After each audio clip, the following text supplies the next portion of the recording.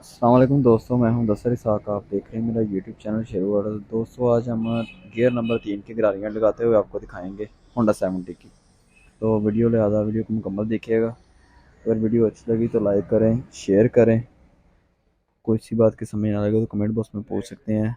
तो मेरे चैनल को सब्सक्राइब कर लें, बेल आइकन को दबाना ना भूलिएगा ताकि मज़ीद नई आने वाली वीडियोज़ आप तक पहुँच सके। तो वीडियो स्टार्ट करते हैं।